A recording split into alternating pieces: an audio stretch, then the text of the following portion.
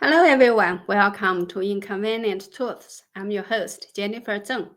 Right now, the biggest thing in the world might be the tariff war started by Trump. This trade war just began 6 days ago, but people have already noticed something. It turns out to be mainly a showdown between the US and the CCP. I personally think this could also be a final battle that decides if the CCP regime will survive.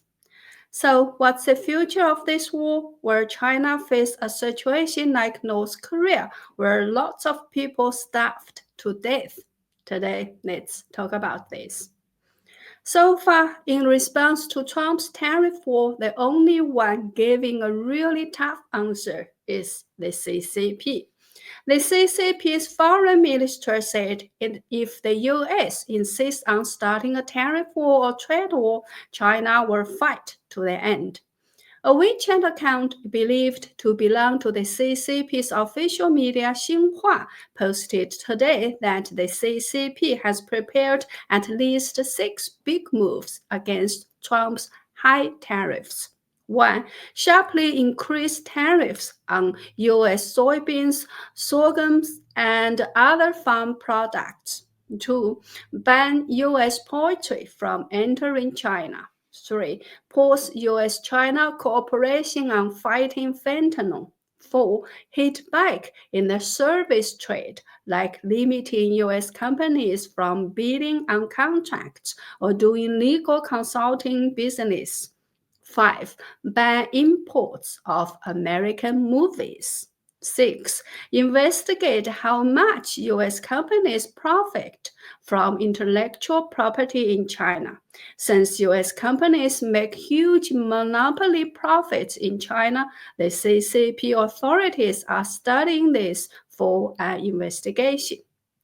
So these are probably the countermeasures the CCP has come up with so far. Do you think these moves will seriously hurt the US? Personally, I think this shows the CCP has made another big mistake. They misjudged Trump's determination and how fast he acts, while refusing to show any sign of backing down to save face. But does that mean the CCP has no cards left to play? I think they still have 2 cards. On the outside, they might start a war to try to escape this mess. Recently, the CCP loudly announced the opening of its second overseas military base. It is in Cambodia, near the Gulf of Thailand, and it has a big impact on the Malacca Strait. It also boosts China's influence in the Indian Ocean and is a key step in its Southeast Asia strategy. The CCP's foreign minister said the base is mainly for joint training with Cambodia's military and regional anti-terrorism efforts. They call it the Yunxiang Base, a strategic point for China in the Indochina Peninsula, ensuring safety for Chinese ships going to the Indian Ocean and the Western Pacific. This is a satellite image of the Yunxiang Base. This picture shows a destroyer docked there. The Yunxiang base was kept secret before. The CCP didn't talk about it until April 5th, after Trump announced reciprocal tariffs. The political meaning is clear. China used to have just one overseas base in Djibouti. Now with Yunxiang, they have bases at 2 opposite points in the western and eastern Indian Ocean, filling a strategic gap for the Chinese military. Satellite image shows that the core area of Yunxiang has a 650-meter deep water dock. In the past, it held a Type 71 amphibious landing ship. In the future, it could handle 10 80,000-ton destroyers. What's eye-catching is a 350-meter pier that can dock the 80,000-ton aircraft carrier Fujian. Of course, the CCP's threats toward Taiwan haven't stopped either. The CCP's second card is sacrificing the Chinese people. They could enforce a nationwide suppression model using a ration system to cut people's needs, saying who can outlast the other, China or the CCP. If the CCP can China or the US. If the CCP can survive Trump's 4-year term or even just the less than 2 years until the midterm elections, and if Americans vote against Trump in the midterms or next election because they don't want to suffer the pain of the tariff war, the CCP might still have a chance. You know, North Korea had a huge famine from 1992 to 1998, killing hundreds of thousands to millions.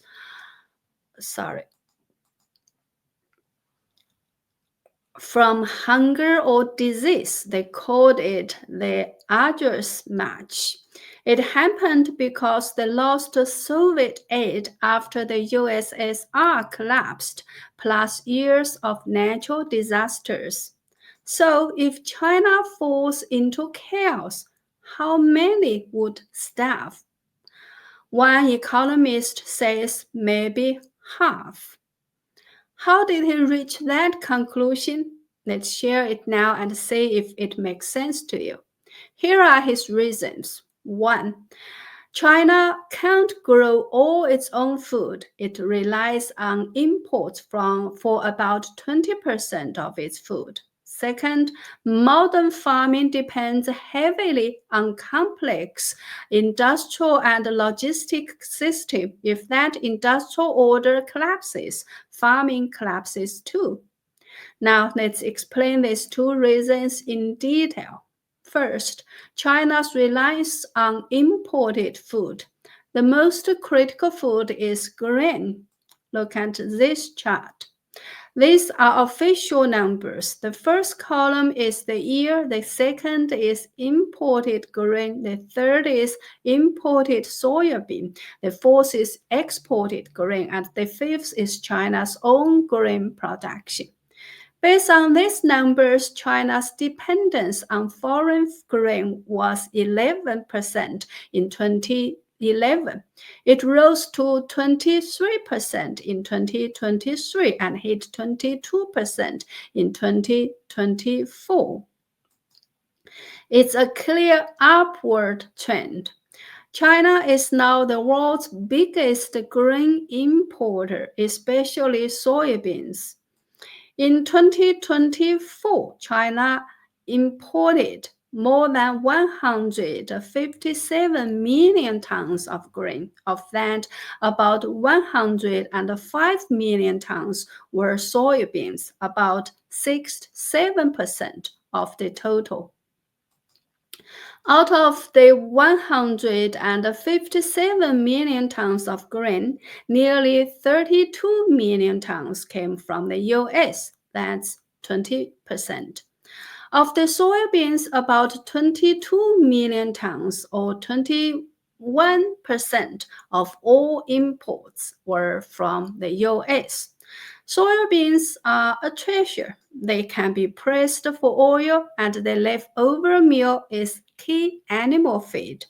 So while soybeans don't go straight into Chinese mouths, they provide vital calories for the table. Stop importing soybeans, and that calorie gap can't be filled. China's own soybean yield is about 150 kilograms per mu, mostly grown in the north just once a year. By the way, mu is a traditional Chinese unit of land. 1 mu is about 0.4 acres. To replace 100 million tons of imports, they would need 300 million more mu of land for soybeans. What's that mean? The Chinese government has not fought to keep 1.8 billion mu of farmland, the so-called red line. They arrest thousands yearly for ruining farmland, and in huge new field is absolutely impossible. Taking 700 million mu for the existing from the existing 1.8 billion to grow soybeans, that's a daydream. Here's something funny. Even with all those imported soybeans for oil, it's still not enough for China's cooking oil needs. They have to import them too. In 2011, China's plant-based cooking oil import reliance was about 15%. By 2023, it jumped to over 24%. This canary gap can't be fixed by China's own farming. There's an even clearer number. China's sugar import reliance has stayed around 30% for years. Sugar is pure calories, and that gap can't be filled either. So, in short, China relies heavily on food imports. If the economy collapses or conflict cuts off imports, relying only on domestic farming would leave a canary gap of over 20%. That means just from losing imports, 1 in 5 Chinese could starve. But the problem isn't just imports. China's own farming order is a huge issue too. Today's farming isn't small family plots anymore. It's part of a big social system. Take grain, for example. From breeding seeds to planting, watering, fertilizing, pesticide control, and harvesting, it's all industrialized. For livestock like pigs, no farmer chops grass and cooks feed anymore. It's all commercial feed. That means something scary. If China's industrial order breaks down and the country falls apart, with nationwide logistics cut off, farming drops back to small family efforts. No good seeds, just hand breeding, no fertilizer or pesticides, just catching bugs by hand, no water pumps, just carrying buckets. Then for sure, farm output would crash like a cliff. Keeping a quarter of normal production would be lucky. Why this conclusion? Take fertilizer. Chinese farmers depend heavily on it. Without fertilizer, they wouldn't know how to farm. According to the CCP's Agriculture Ministry Service, China's fertilizer use was nearly 13 million tons in 1980, 26 million tons in 1990, and more than 41 million tons in 2000. By the 21st century, China was the world's biggest fertilizer user. Compare that to the US, the top farm exporter, which only uses about 20 million tons yearly. Chinese farmers keep piling on fertilizer, about 56 million tons in 2010, peaking at more than 60 million tons in 2015. After that, as older farmers died off and young ones lost interest in farming, land started going unused. In big green areas like Henan, Hubei, Hunan, and the Northeast, over 20% of farmland is abandoned. So fertilizer use dropped slowly, about 52 million tons in 2020 and nearly 51 million tons in 2023. But it's still the world's highest. Behind those 50 million tons is an entire system of production, transport, and sales relying on stable industry markets and logistics. If the economy collapses and the society breaks down, and any part of that system failing means those 50 million tons won't reach farmers. It won't hit the fields, it won't turn into crops. Grain output would shrink significantly. Young Chinese farmers have already lost traditional farming skills, even if they relearn from TikTok. In a collapsed society, they'd be stuck with small family farming. No good seeds, no fertilizer, no pesticides, no machines, just their hands. If they could still manage a quarter of normal output, that would be a miracle. So you see, China's food import reliance is over 20%, with no chance of self-sufficiency. If the economy collapses and social order fails, domestic grain output would shrink hard too. That means China's calorie gap could top 80%. Worth. Global food supply is already tight with little extra. If China's society collapses and a famine hits, Western countries wouldn't have much grain to spare. So the conclusion is, if China's economy and order collapse, a massive famine would hit with a calorie gap possibly over 80%. Based on this data, an economist claims that even in the best case, half of China's people could starve. What do you think? In short, we are witnessing a huge historic turning point. What happens next? No one knows. So please like and share this video, subscribe to my channel, join my website, membership and jenniferzengblog.com or donate to support me. This way, I can continue delivering first-hand inconvenient truths from within China. Thank you. See you next time.